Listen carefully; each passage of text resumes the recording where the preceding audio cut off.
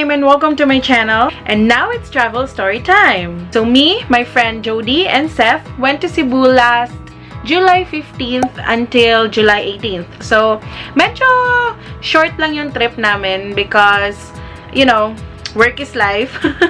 As much as we wanted to like travel for long periods of time, we have to go back and work. Kasi hindi kami makakapag-travel kung hindi kami nagtatrabaho. Wala kaming pan-travel kung walang trabaho. So, anyway, we planned this trip, I think a couple months before. But this trip has been in planning for like almost a year already.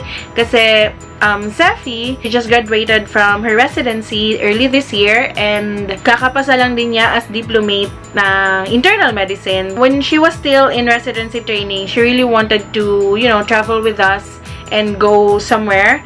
And one of her destination is Cebu. Sabi namin ni Jody, sige, so if you, after you finish your residency, itutuloy natin yan. And finally, we were able to do it. Unfortunately, it was a very, very short travel only. Kasi nga, ayun nga, work is life. July 15th was our departure from Davao to Cebu.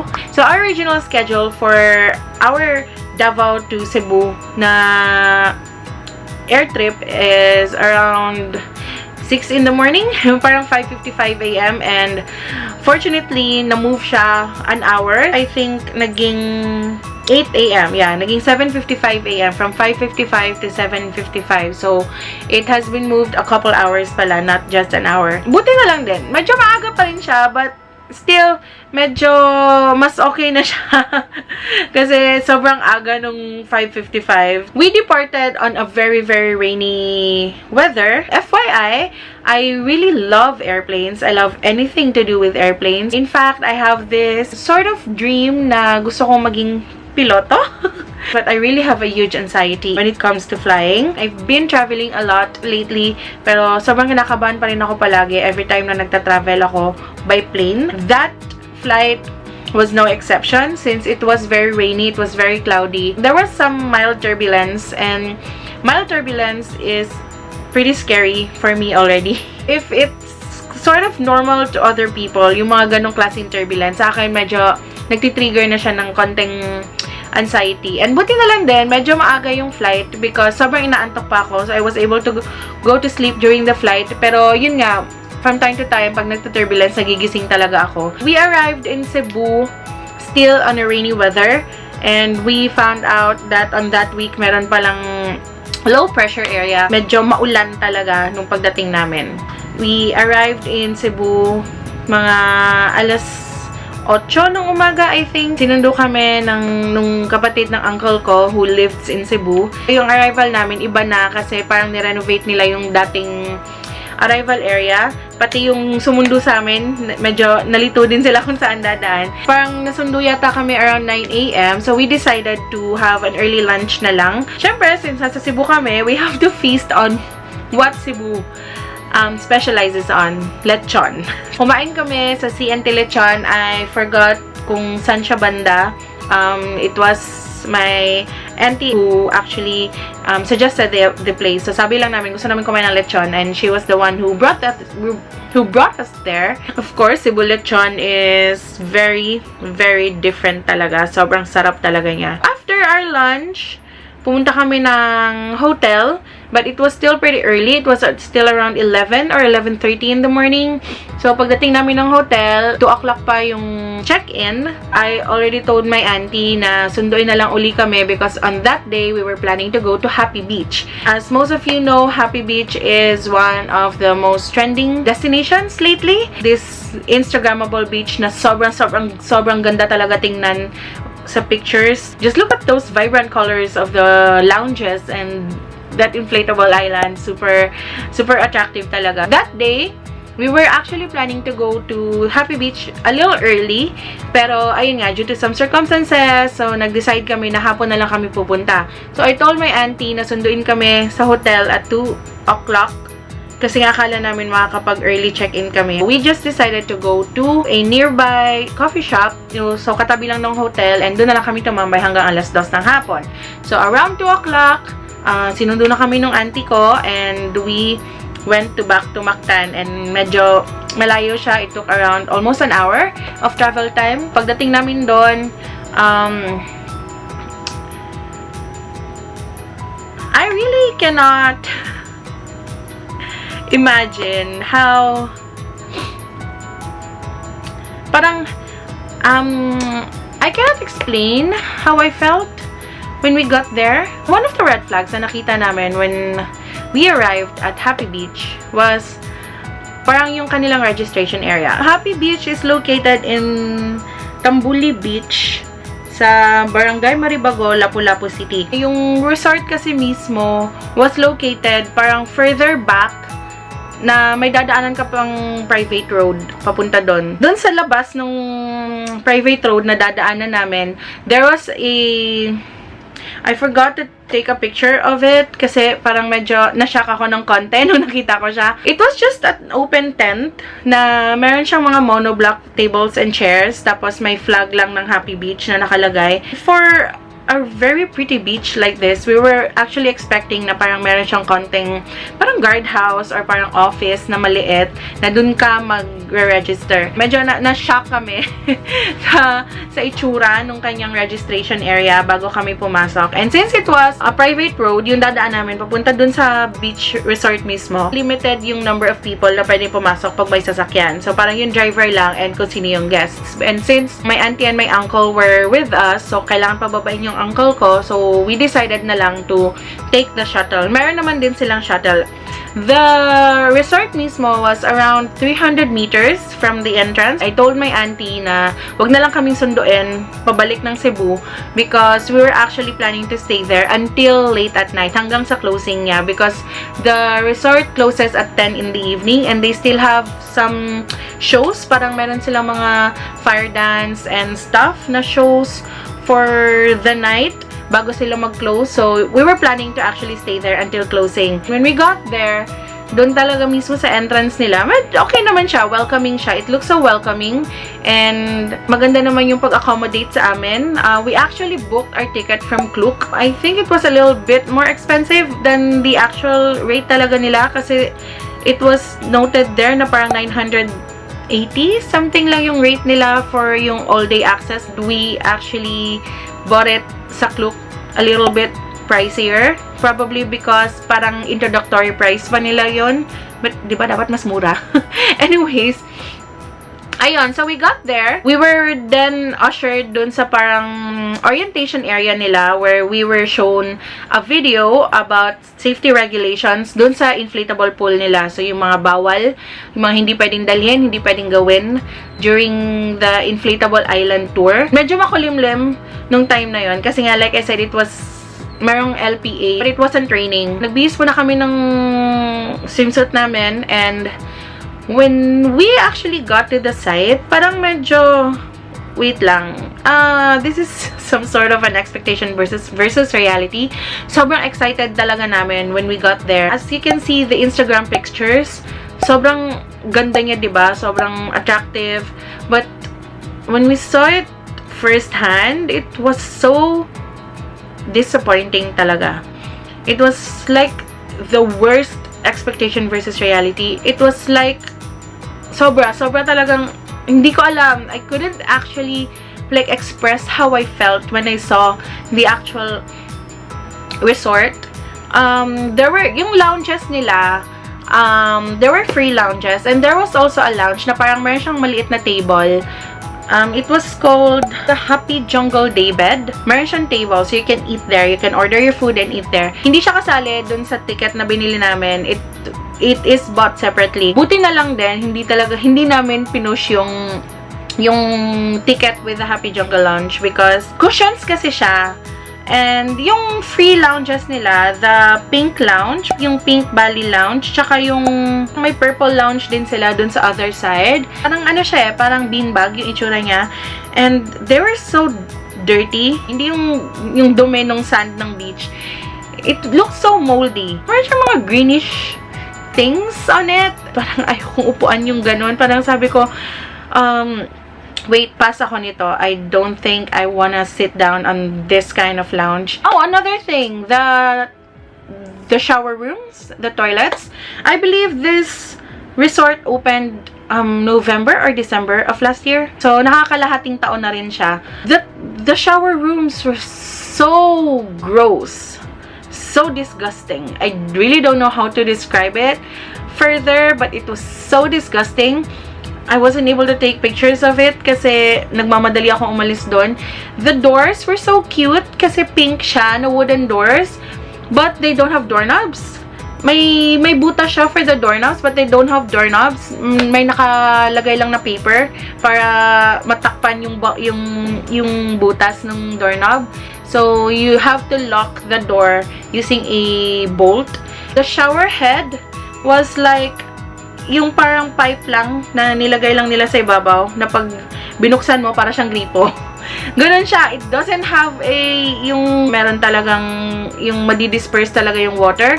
Parang 5 years na siyang nag-ooperate. Ganun yung itsura niya. Yung floor niya is concrete. It's not tiled. Yung toilet niya is very, very dirty. They do not keep the toilets clean. We were actually planning to take a dip in the water. Parang sabi ko, maligo tayo. Siyempre, maligo tayo kasi nasa beach tayo. And at that moment, nung nagbihis kami ng swimsuit, sabi ko, hindi ako maliligo sa dagat kasi ayokong mag-shower dito after. The lounges were parang nasa taas sila and pababa, may shore and then nandun yung beach. Yung hagdanan pababa, we were expecting like yung parang, yung mga beach type na, yung mga nasa beach docks na yung semento lang na hagdanan. There was something dun sa kabilang side na parang ganun yung itsura pero mataas siya. Tapos nilagyan nila ng parang stool na kahoy. And that one na dinaanan namin was just made of a parang makeshift ladder. The steps weren't even straight. Parang nakaganon siya. Nakaslant siya pababa. Hindi kami sabay-sabay bumaba kasi natatakot kami baka biglang bumagsak yung kahoy. At that time, so sabi ko, sige, unahin muna natin. Kasi anong oras na? It was almost 4 in the afternoon. So sabi ko, unahin muna natin yung inflatable island. Kasi parang 5 o'clock magko-close na siya. It was low tide nung time na yon. So hindi masyado maganda tingnan yung mga malalaking floaters nila. But it was so cute. Dun lang kami nag-enjoy talaga. It was very, very fun and tiring. It was actually my first time to experience in an inflatable island and it wasn't that easy. It was so wavy. It was already in the afternoon, so medyo malakas na yung hangin and it was overcast pa, so medyo malakas yung hangin. So the waves sway the inflatable island a lot. So we encountered a lot of problems with our balance. So that was the only fun thing that I experienced dun sa Happy Beach. It was so fun but very, very exhausting. Like, sobrang nakakapagod siya. And si Farah even fell into the water. Pero kahit na nakaligo siya sa dagat, hindi pa rin siya naligo dun sa shower room. Kasi, ayun nga, it was so disgusting talaga. Ito, nagbihis lang siya. And dun na siya naligo nung bumalik na kami ng hotel. We were actually planning to stay dun sa resort until 10 p.m. Pero, because we were so disappointed with how it looked. We only spent approximately 2 hours in that area. Yung pinakamatagal namin was doon sa inflatable island. And we just took pictures doon sa mga Instagrammable areas nila. Hindi na rin kami nag-decide na kumain doon. Sabi ko, doon na lang tayo kumain sa hotel na lang kasi ayoko na magstay doon ng matagal. And I didn't even have plans of sitting down doon sa kanilang mga lounge couches because they really look so disgusting. This review comes from someone who actually paid and experienced it firsthand. It was so freaking expensive. I think yung binayaran namin doon was the inflatable island. The facilities are really so disgusting.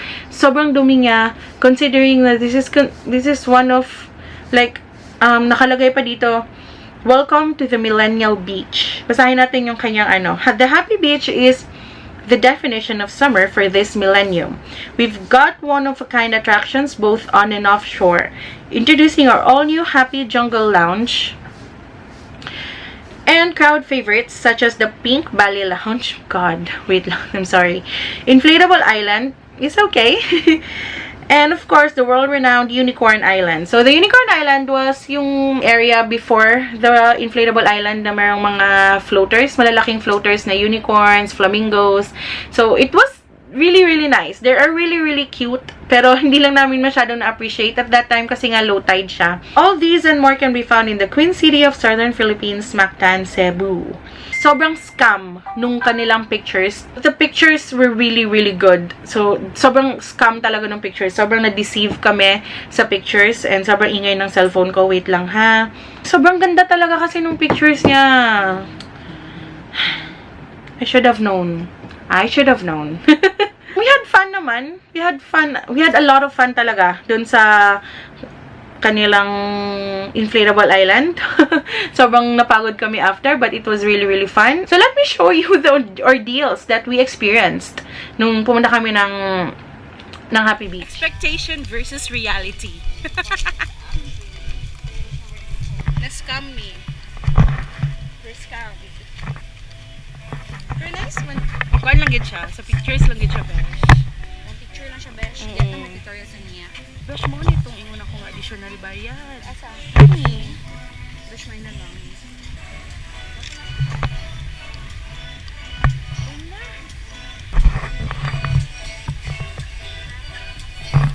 It's very hunas. Tapos feeling na ako na ikuting ilang beanbag.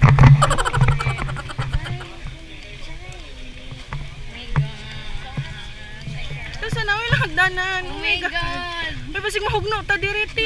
Besh, isa-isa lang ka, besh. Yeah. Cannot. Besh, be careful!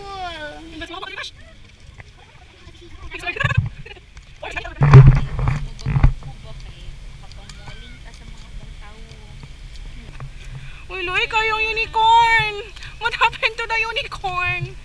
The unicorn is Naluoy ka sa dead. unicorn, tanawa ng flat na baboy. Bahay lagi kung ano, nag-chill-chill. Tatama din na dapat mulingaw. Oo, dapat magsayot ta diri. Ana-ana pa akong isip na magsayot ta diri. Ano, gani ko yung kuna. Besh, Para ma-enjoy. Ito ang ano, atong mga plano in life. And then I realized, Mesh, pwede na siya malibot og isa ka oras. Yes, Besh! This is so disappointing. Charot. Our first outing. Our first family outing is so chaka. Video. Okay. Ngunit sa uban din. Expectation versus reality. Oh my God, naglisod dyan siya, te!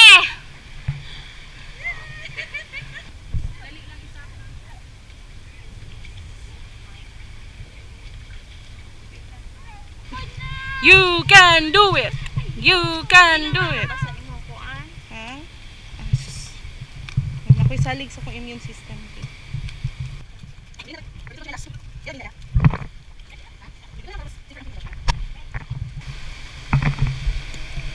Wait lang, picturean sa nato. Ay, maode naglisod si ate girl. Kaya maode na stress si ate girl. Kaya naga-wave siya, besh.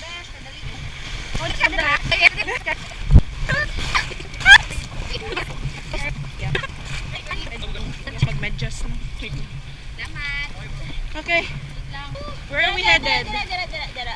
Para makapicture. Asan? Ay, sa rainbow. Ha? Sige, go ra, besh. Kaya samtang linaw pa Ay, dala. besh.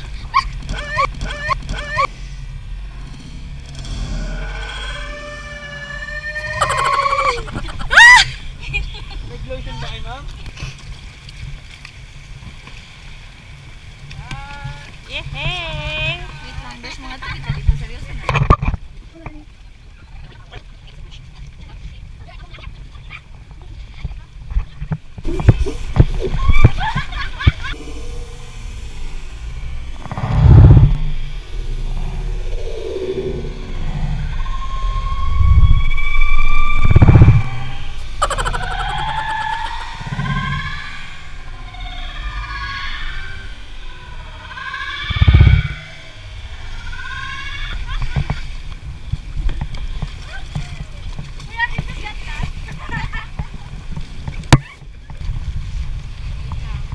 Okay na po?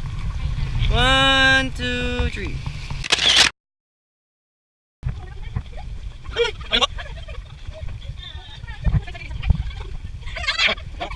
Okay po. 1, 2, 3.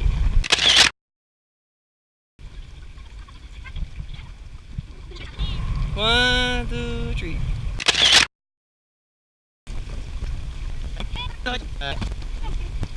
One, two, three. One.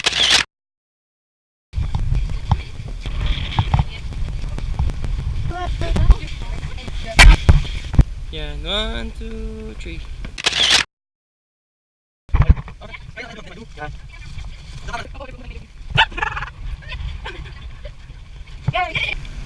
One, two, three, smile. Pwede kayo pumasok sa loob, ma'am. Mas maano po, wag ano. Hindi may hirapan, ma'am. Kung kaya po. Sige, ma'am.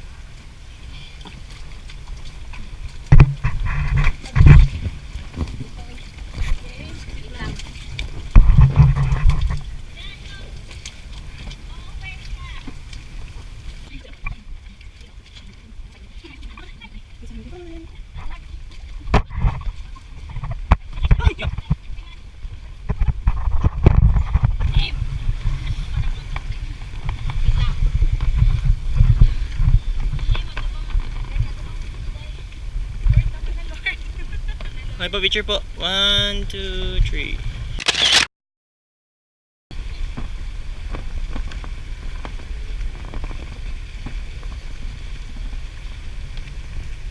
Hey! Hey! Hey!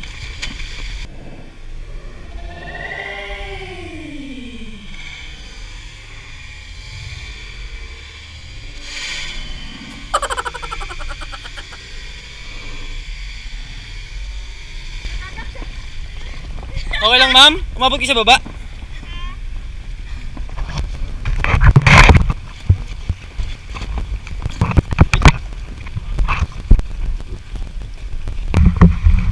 Tama.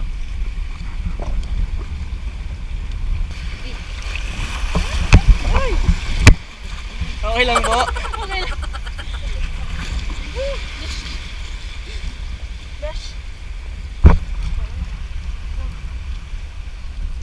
Okay po. Thank you so much. Okay po. Dry land.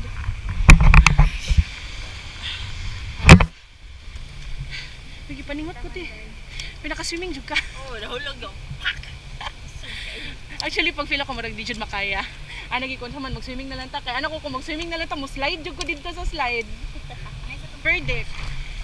Yay or nay? Yay! Yay or yay! Pero Yay mabalik pa ka. gyapon. Mabalik Dili pa na. ka. Dili na. Hindi na ta. Musab pa ka. Beshi na kumusab. Ayun, so after that, umuwi na kami ng hotel. So nag-check-in na kami and we had dinner dun sa parang barbecuehan na malapit lang dun sa hotel. And after dinner, we went to La Vie, Parisine, and we capped the night with wine and cheese and cold cut. So medyo late na kami nakabalik ng hotel. So we were really exhausted. No, it was like a very long day. It was fulfilling din naman and we had fun din naman somehow. It was a good first day anyway. So that was our first day of our Cebu trip and see you on my next video for day 2. Bye!